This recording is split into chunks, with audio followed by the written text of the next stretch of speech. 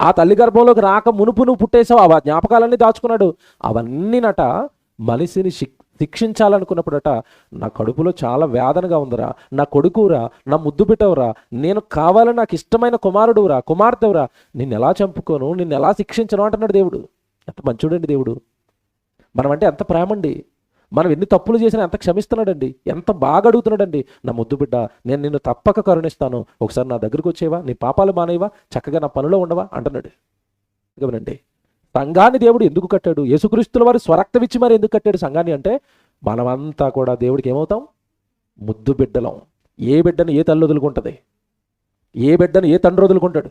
వదులుకోలేక నరకంలోకి వెళ్ళి కాలిపోతారన్న ప్రేమతో తన కుమారుడు యొక్క శరీరాన్ని భూమి మీద నీ కోసం నా కోసం బలివేసి మనందరి పాపాలు కడిగి మనమందరము రక్షించబడడానికే దేవుడు దేన్ని కట్టాడు తెలుసా? సంఘం. మళ్ళీ చెప్తున్నాను, మనం ఇష్టమైన బిడ్డలం కనుక మనల్ని వదులుకోలేక కుమారుడు రక్తం ద్వారా ఈ సంఘాన్ని కట్టి అందులో నిన్ను ప్రవేశపెట్టాడు. సంఘము అనగానే అర్థం ఏంటో తెలుసండి. సంఘము అంటే అర్థం ఏంటంటే, మనం లోకంలో ఉన్నప్పుడు అండి రకరకాల బలహీనలతో ఉంటామండి, రకరకాల పాపాలతో ఉంటాం, రకరకాల ఆలోచనలతో ఉంటాం, రకరకాల మనస్తత్వాలతో ఉంటాం మనం. అంతేనా?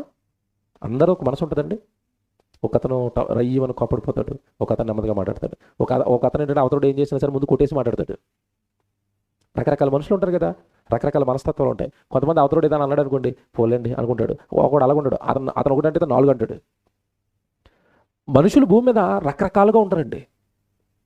దేవుడు సంఘాన్ని కట్టింది ఎందుకంటే, రకరకాల మనస్తత్వాలతో, రకరకాల ఆలోచనలతో, రకరకాల పాపాలతో, రకరకాల బలహీనతో ఉండిపోయిన నా పిల్లలందరూ కూడా ఒక్కటిగా మారిపోవాలి, ఒక్క స్వభావంలోనికి రావాలి, ఒకే మనస్తత్వంలోనికి నా పిల్లలు రావాలి. అలా రావాలి అంటే వీళ్ళందరినీ నేను ట్రైనింగ్ చేయాలి, ట్రైనప్ చేయాలి, తీర్చిదిద్దాలి.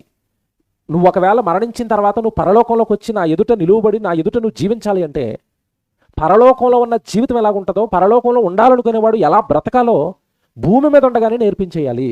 ఓకే, నేర్పించాలి అంటే ఏం కట్టాలి? సంఘాన్ని కట్టాలి.